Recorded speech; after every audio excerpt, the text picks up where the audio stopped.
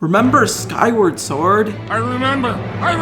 It's that Zelda game that came out 10 years ago. A lot of people loved this game, and a lot of people, didn't.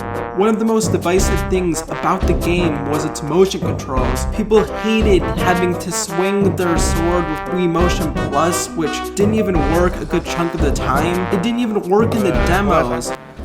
Looks like we're having a little interference here. 誰かワイヤレスを使ってますか Somebody out there using wireless. A lot of people straight up didn't finish the game because of the Wii Motion Plus. And I'll admit something, I didn't even finish the game. But yet for some reason, this game has always stuck with me. I could never stop thinking about it no matter what. And I think the main reason is, for all of its flaws, Skyward Sword has one of the biggest hearts I've ever seen in the game. And this is coming from someone who hasn't even finished the game. Skyward Sword is a heart and soul to it that most games just don't have. It isn't Call of Duty 17, it isn't a soulless sports game, it isn't a generic Ubisoft open world game. This game has genuine passion to it, and for me, that's what makes me love certain games over other ones. I always wanted to come back and beat this game, but I always waited because I always thought deep down that this game was going to get a remaster. I mean, if Wind Waker got a remaster, and if Twilight Princess got a remaster, you're telling me they wouldn't remaster Skyward Sword? That's why when they announced the remaster, I knew I was going to buy this instantly. But I'm seeing a lot of people online say they're not going to buy this game. Why? The price.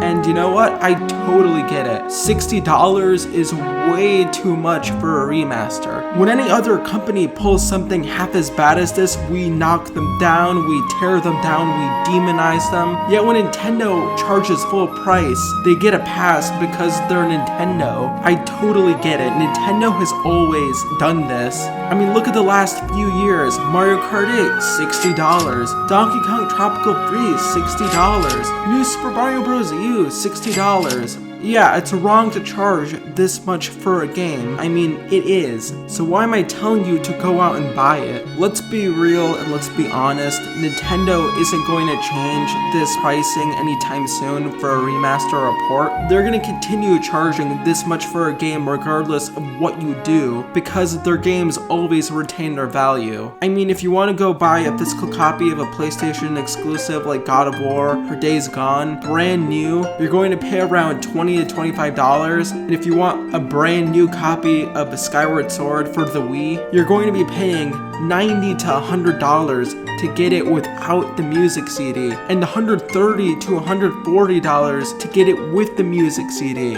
Obviously, this isn't exactly an apples to apples comparison because, you know, Skyward Sword is a decade old, unlike those other games, but this game, like most Nintendo games, usually isn't discounted, or it usually doesn't end up in a bargain bin, so don't expect it to go there anytime soon. So you're better off just buying it now instead of waiting for a price drop that probably won't come for at least 5 years, maybe, if it does. And the thing is, this remaster does fix things. Like, the game looks a lot better than it did. The game is in 1080p, 60 FPS. Now, it doesn't notify you every 2 seconds when something happens. If you hated motion controls, you can now play the game without it. They found a way where you basically don't have to deal with it anymore. But most important though, I think, is the point I made way earlier, which is the heart. There aren't a lot of games nowadays that have the heart that Skyward Sword did. I'm not saying they don't exist, they're just not as common as they used to be, and I think these experiences are worth having. I promise you, Skyward Sword is an experience you have to have. So those are my thoughts. What are yours? What's your favorite Zelda game? Let me know and I'll catch you in the next one.